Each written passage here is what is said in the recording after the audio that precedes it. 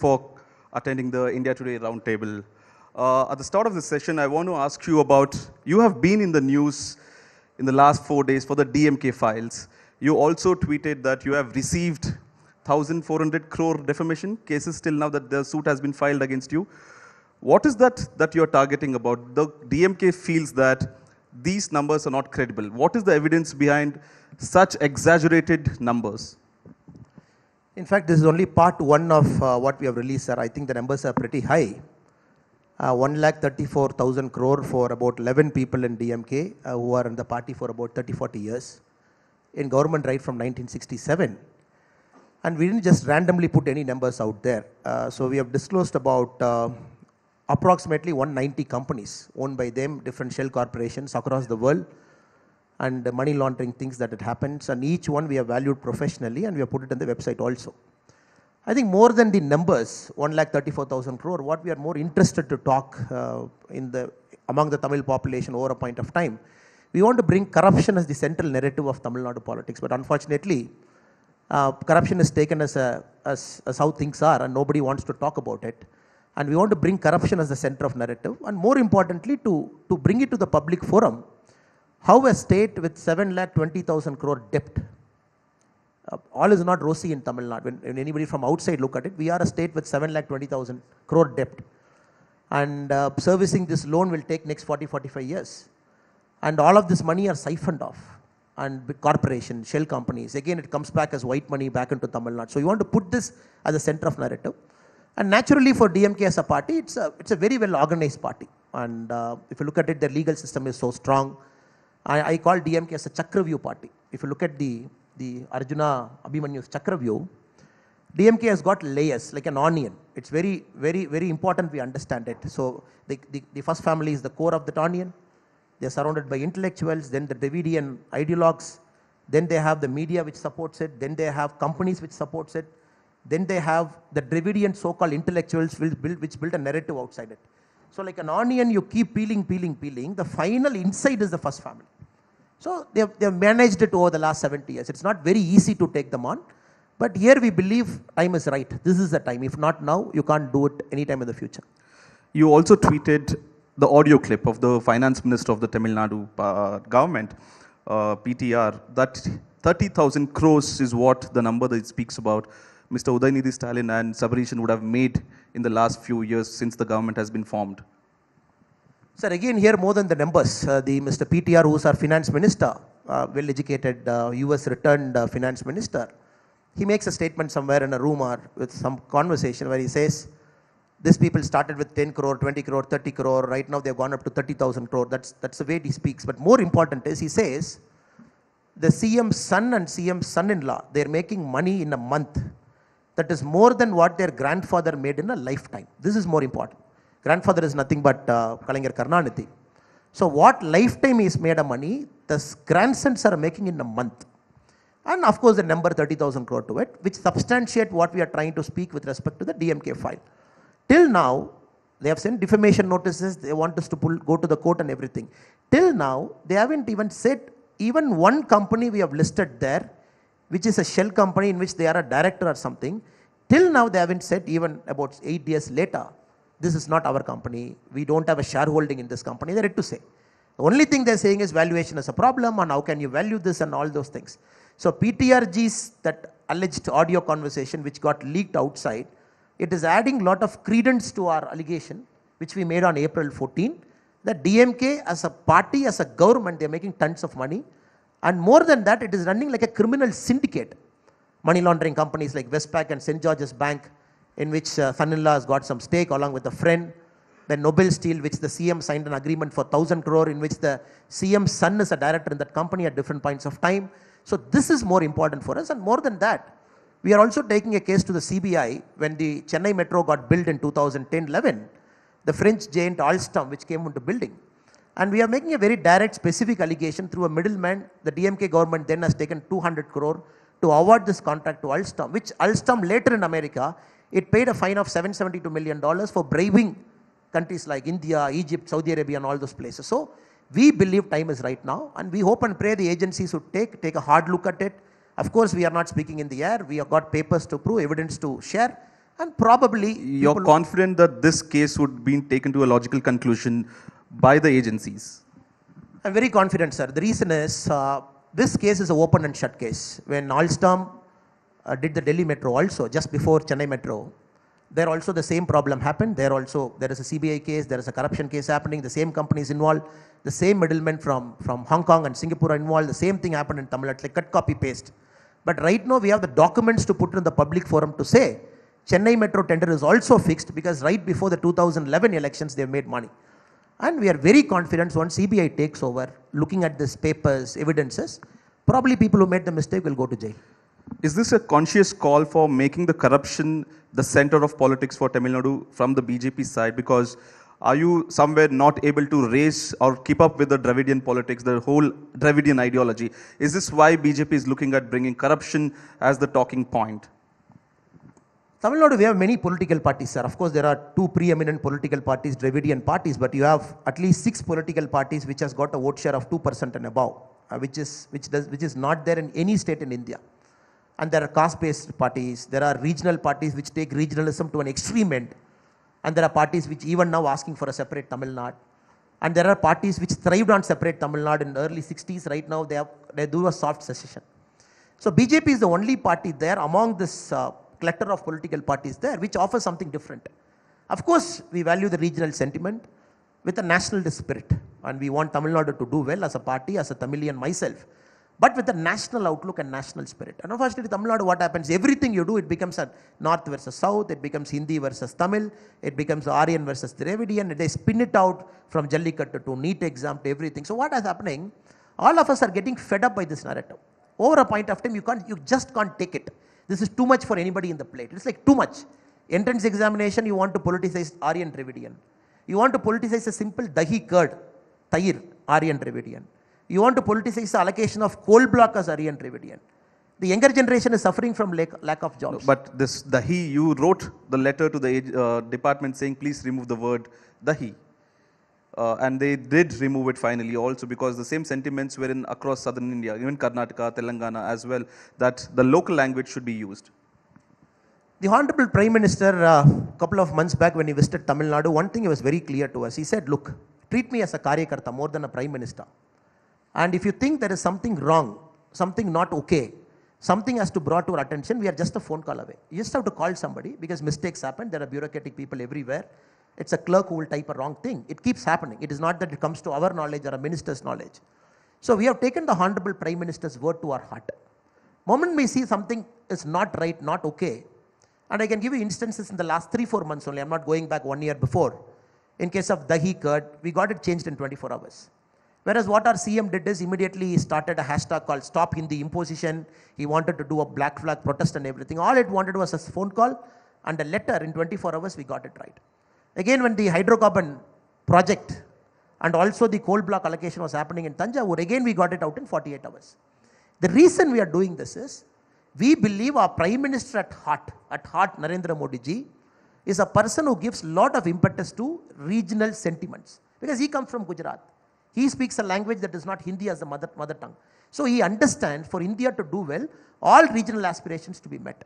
Even for the CAPF exam, Central Armed Police Force exam, we went and met Amit Shah ji, we requested Amit Shah ji that it can be given in Tamil also. Great of him, kind of him, 24 hours, he said, all regional language, first time in India's history, the CAPF exam, you can write in all regional languages. Even a person born in Tamil Nadu, some corner of Tamil Nadu, without knowing Hindi, he can get into CAPF. Maybe if the state requires you to learn Hindi, please learn Hindi. But Hindi is not a condition for you to pass an exam. So we are doing it. Now DMK is also seeing it. Now DMK is like, hurry yaar, this is our bread and butter. Till now we have only done it. Why is BJP doing it now? BJP is not doing it for political reasons. We are doing it because we believe we are a national party with regional aspirations built inside. So we are not against anybody, any race, any creed, anything. Also want to ask you about when you go to Delhi to meet your national leaders, of course they don't understand Tamil. What's your mode of communication? Do you also speak Hindi? Are you comfortable speaking? Have you learnt the language? Every time we happen to meet our senior leaders, we happen to meet our Prime Minister in our national executive meetings. After becoming a state president, I must have met our Honorable PM 3-4 times in NEM. Every time I start with Tamil, whenever I get the opportunity to speak on behalf of Tamil Nadu, I start with the Tirukural. I say Vanakkam to Prime Minister. I speak in Tamil for 2 minutes, then I switch to English. Because PM wants this, because you are naturally good in your mother tongue. You go to a big forum, because that is where your heart is. Last time I remember when Telangana Chief Bandi Sanjay ji was there, he was trying to speak in Hindi. PM took the mic and told Bandi Sanjay, don't worry, speak in Telugu. Even if people don't understand what you are speaking, doesn't matter. You speak in Telugu, people will understand the spirit behind your Telugu. He spoke in Telugu for 7-8 minutes in a meeting where hardly 10 people know Telugu. So that is how Prime Minister is. But unfortunately what is happening, the regional parties for too long, they have thrived on this Hindi, North, South and everything. They're trying to mask. It is our duty as Karyakartas of BJP to take this really to the masses, to Tamil Makkal, to Telugu people, to Kannadigas to say, this is a party with a national party. But we are no means inferior to a regional party. If there is anything to protect a regional sentiment or a spirit, our party will be the first in the line to do it, not necessarily a regional party that has got its founding in the soil. Sir, but your party is still seen as the Hindi heartland party. You have not made inroads in Kerala. Now you have 4 MLAs in Tamil Nadu, 25 MPs in Karnataka. Apart from the state that we are in right now, there's not been much inroads for the party in the last 8 years, since 2014, almost 9 years now. So what's the road for you to get into this southern part of the India? Like, what's your roadmap? For that I have to take a little bit of time to just go back when the Janasangh got founded. And in Tamil Nadu, at least for my state when I talk, it was not very rooted there. Like in other parts of India, how Janasangh was rooted. It was there, leaders were there, they're trying to their best to convince everybody. The same time, the Dravidian movement, 1917, the All India backward classes movement started.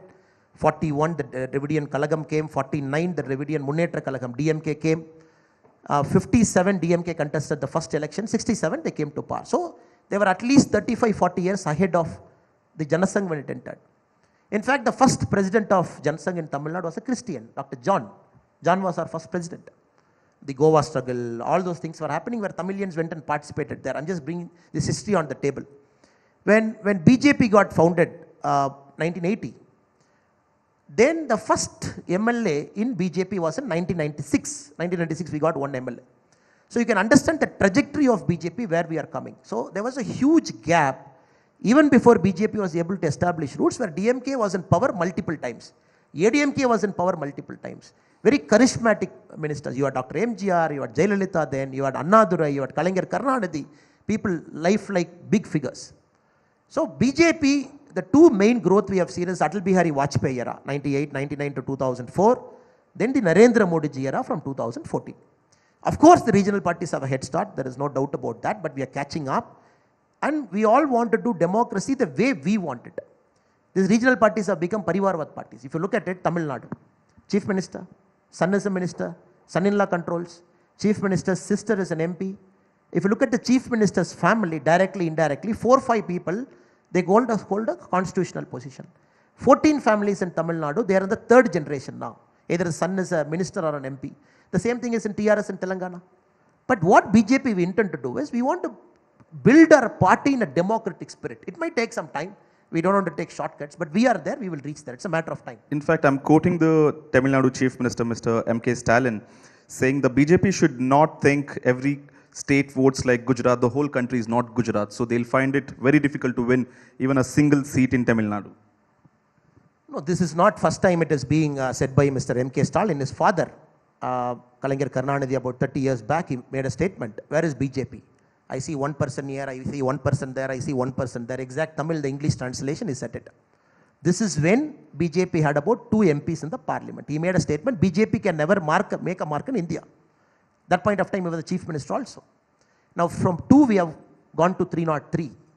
From a few states, we are 18, either by ourselves or with an alliance partner. The same thing will happen in Tamil Nadu also. It's a matter of time. The moment M.K. Stalin ji is speaking about it, it means that he has taken us seriously. In the assembly, day before yesterday also, he said, if BJP is opposing it, it will be good for DMK, I'm doing it. So, a party like DMK, which never uses the word called BJP in their lexicon, is using the word called BJP daily, criticizing, arresting our Karyakartas, putting them in jail for a social media post, criticizing us. That itself means BJP is on the growth path. Wouldn't it be difficult for the BJP to take on all the regional parties if DMK, BRS, JDS, all of them come together? it'd be regional versus the national party. Would it be difficult for the BJP to even get into the Lok Sabha seats there where regional party sentiments are much stronger? So the way I would answer this question is I would take a roundabout way to answer it. I would say you got to invest in leadership, sir. For national parties, for a long time, what has happened is the state leaders were more like managers. Just before, I think Amit Shah ji in the morning session, he was talking how Virendra Patel ji was removed in a state here when Congress was in power. For Rajiv Gandhi was here, and the airport they asked him, do you want to change Virendra Patel ji?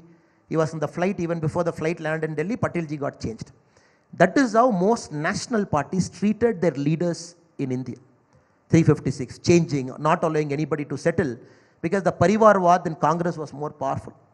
But if you look at BJP, we are investing in leaders now. Because in our party, there is a system, nobody can hold a term for more than 3 years. If you look at Kalaignar Karunanidhi, 38 years he was DMK president. Now Stalin ji has taken over a couple of years back. Next 20 years is good to go. If you look at all the leaders, they run it for 30, 40, 45 years at least. Jayalalitha Amma more than 20 years president of a party. But in national parties, what happens? 3 years, you have a president, then again 3 years, next guy, again 3 years, next guy. This, right or wrong, is a problem in southern part of India because you are taking on big leaders. For example, you imagine my plight. I am coming in as a state president, I have to take on and give a statement. When they make a wrong, I have to criticize a leader who's 35 years above my age, who's multiple time chief minister, who's 25 years in the power, and they have all their MLAs who are third time, fourth time, fifth time. We have hardly 2-3 MLAs who have third time or second time. So the reason I'm trying to tell you is it will take time. So BJP, we are investing in leadership. We are giving them a long arm. We want them to settle down, get established in the roots. Only then they can take them on.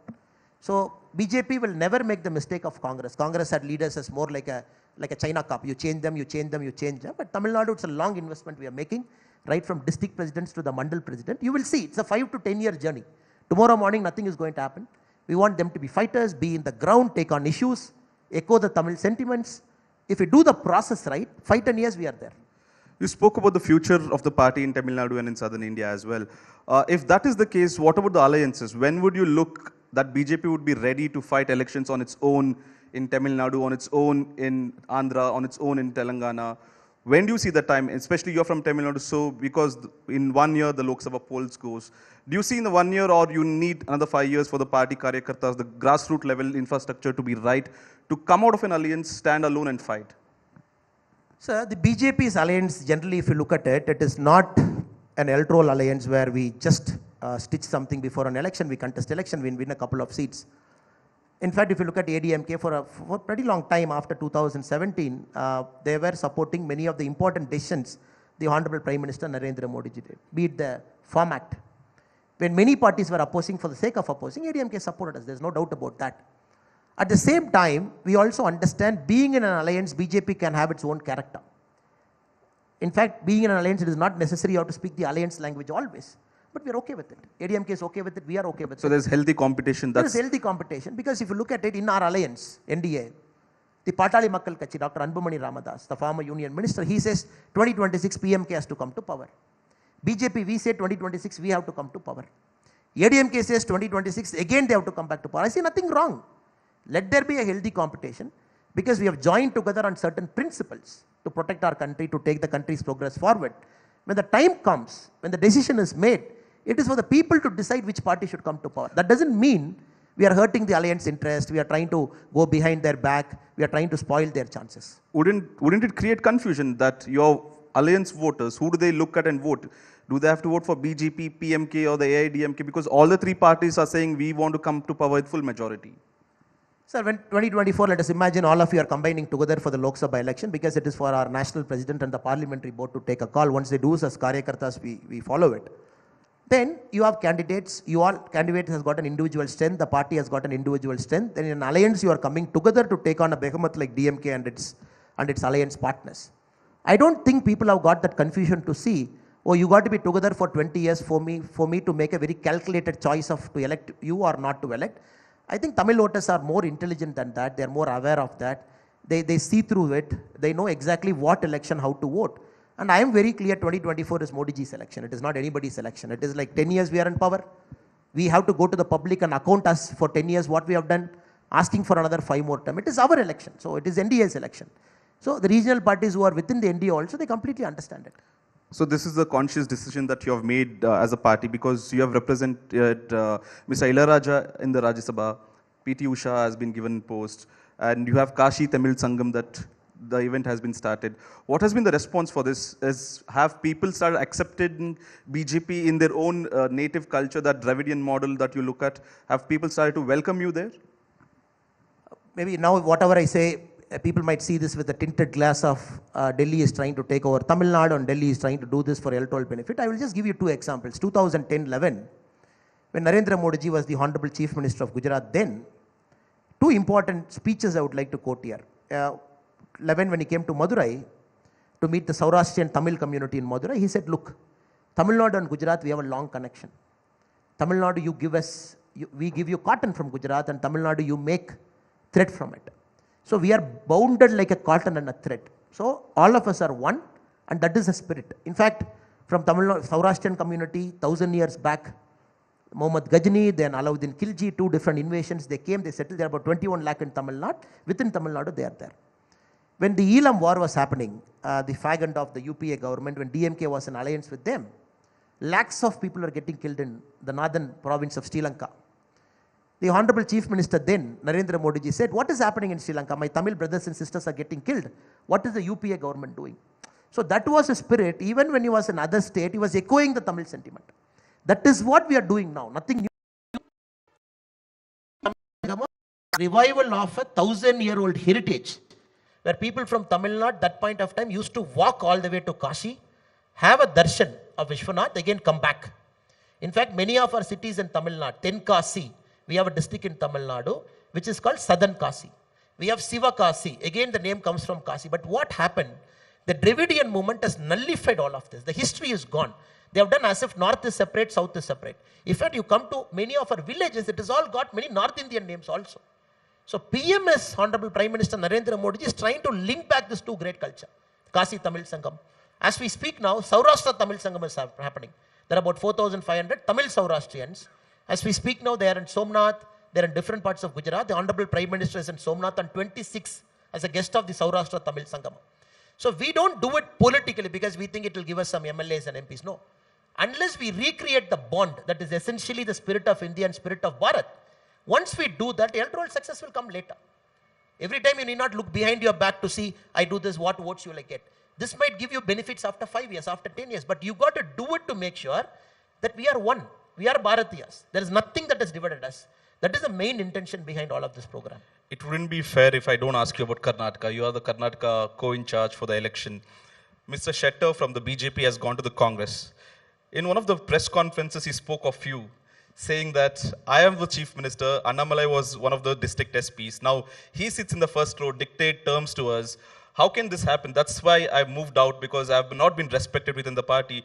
Annamalai, who has not even won an election, sits and decides the election strategy. Shettar sir is a great person, is a very good human being, very humble. And one of our senior leader was instrumental in building the party in the Hubli Dharwad area, our former chief minister also.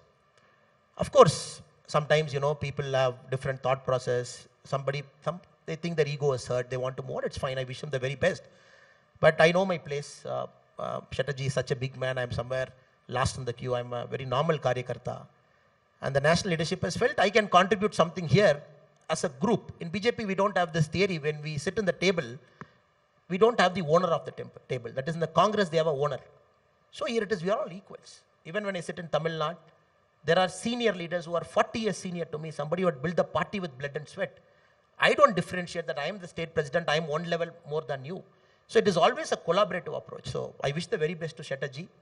And he's such a great person. I've really learned so much from him when I was a cop also here for 9.5 years. And anything I say now, defending my action or this and that, it might not send a good message. So I wish Shettarji the very best. But did you, as a party, try to make sure that he remains in the party and not move to the Congress? Sir, of course, you must have seen in the press meet, Yediyurappa ji spoke, where Amit Shah ji spoke to him, then Dharmendra Pradhan ji went and visited him in his home. But one thing I'm learning in BJP, sir, over the last 2.5 years, it is not necessary to recognize a great leader, you got to fight elections. Not necessary. We have 3 Tamil Nadu governors now. As we speak, we have 3 Tamil Nadu Tamilians as governors of different parts of India. And if you ask me, out of that 3, how many people won an election multiple times? No, but they've won, they've become MPs, they've become MLAs. But more important is, they had that service attitude. The Rashtrapati felt they should come and serve. So in our party, everybody gets opportunity. If you're not MLA, you will contest MP. If not MP, you'll be a Rajya Sabha person. Then you have chance to serve everywhere. So not necessarily an MLA ticket is the gateway to success. I really feel sad when great leaders, they chose to see this MLA ticket as a ticket to success. In fact, I still remember when I contested the first election in Tamil Nadu, the party asked me, where do you want to contest? I said, you give me any ticket, I'll contest. And the constituency where I contested, and the party BJP was somewhere around 1,000 votes, somewhere around 2,000 votes. It has never crossed 3,500 votes. So I contested, we got about 70,000 votes. Not because of me, because of Karyakarta. So I am very confident in my mind. I've taken one step for the party. Next time, 2026, somebody will contest there, he will win that constituency for us. That's how we think as Karyakartas. If as a person I don't say, oh no, I'm an ex-IPS officer, I resigned and came, you give me this ticket which is good for the party will kick me out. That is not the spirit of being a BJPian. I think the faster we learn, we survive in this party well. So you got to be a humble Karyakarta first. Be in the queue, just keep doing what the party is asking you. Your time will come. And Chatterjee's time came. Lakshman Savdiji, since you are not, I'm just preempting your question. 2018, lost the election. MLC, Deputy Chief Minister, one among the 3, such a great respect. And again a ticket, he's an MLC, 5.5-year term is there. And Constitution doesn't differentiate between an MLA and MLC. Being an MLC, you can be a minister. We have MLCs who are part of the Karnataka cabinet now, including MTB Nagaraj. And when somebody says, not giving me a ticket, you have insulted me, I think no, that is not the spirit of a BJPian. And though I am very, very junior to them, with due respect to Savdiji, due respect to Chatterjee, I hold them in a lot of respect. They're good friends and good colleagues and good senior mentors. But moment you put that, it's sending a wrong message to the junior Karyakartas. People slog it out. People have never contested Panchayat elections in their lifetime. We have crores of Karyakartas in India. They keep slogging to bring BJP to power. But what is the message you're giving to them? Oh, I don't get a ticket, I'm going out. So if you don't also get a ticket, that what differentiates us from Congress? The spirit of being a BJP. So that I felt in Karnataka election this time. Some of the senior leaders, the kind of statements they made in the press, and emotionally what they spoke, that was not in spirit of what the party is all about, sir. The Congress ran a campaign called Pay CM, Kivi Mele Huwa here. You are in charge, so I'm asking you this.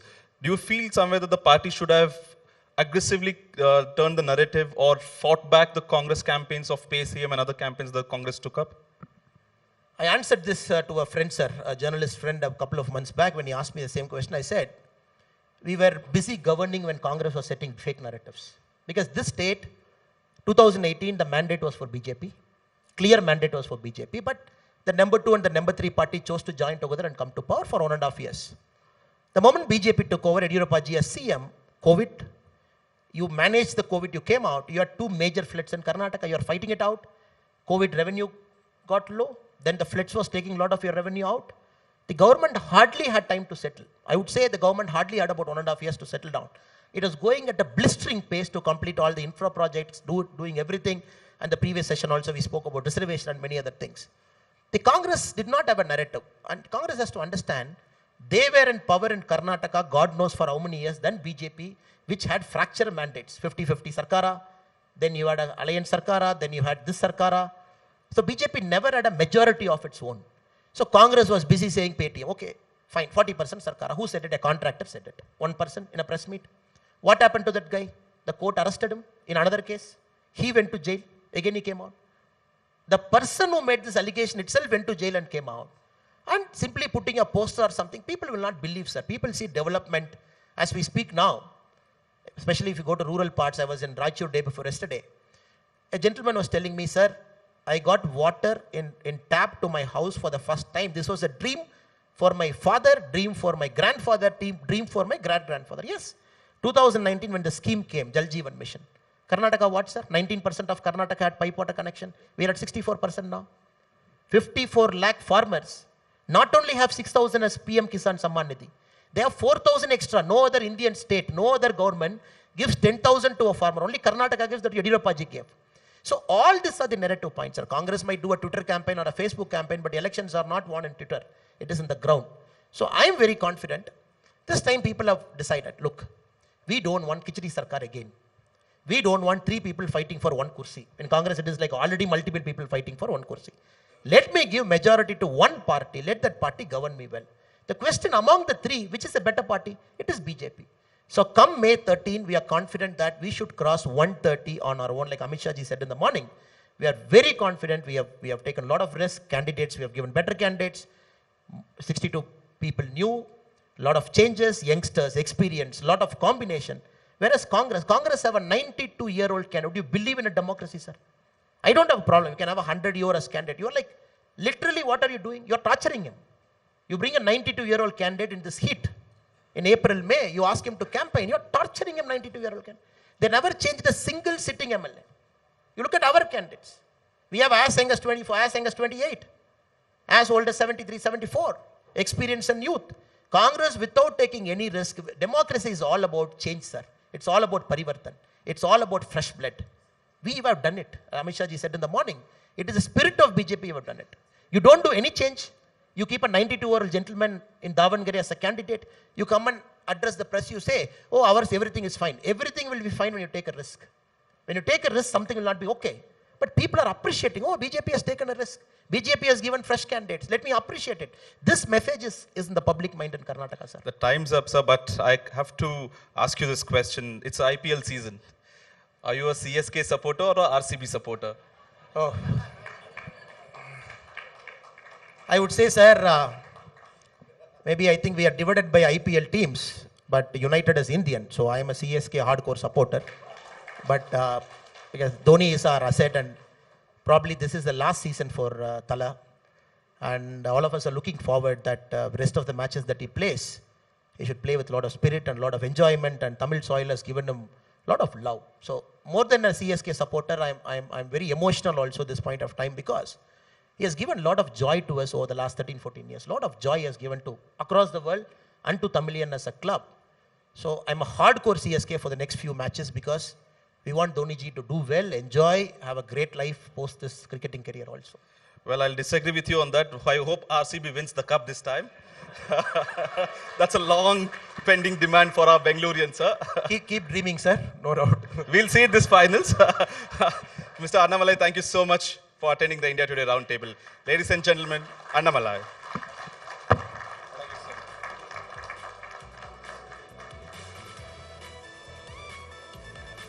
That was Annamalai, is always so witty and sharp. Thank you very much for joining us. And thank you, our audience, for staying seated. I'm going to have you to take your seat. I request you to please take your seat. We're going to come back in just a few minutes on our next session here. Before that, let me thank our sponsors. India Today Karnataka Roundtable today is sponsored, co-presented by Star Health Insurance, powered by Dollar, co-powered by Rapido, associate partner Britannia Good Day, Green Panel, Gajraj Jewelers, and Verify. All right, in just a few moments, we have Justice B.S. Patil, Lokayukta, Karnataka. Our moderator, Rajdeep Sardesai, India Today's consulting editor. If I could have you take stage, and the rest, please take your seat. Justice B.S. Patil of the Lokayukta. Karnataka's Lokayukta has earned a reputation of being stern. It's cracked a whip on corruption. It's been at the forefront to ensure fair play within the government and our netas. Thank you very much, Justice B.S. Patil, for joining us here at the India Today Roundtable, Karnataka. Rajdeep Sardesai to take it away. May I ask the audience to please settle down?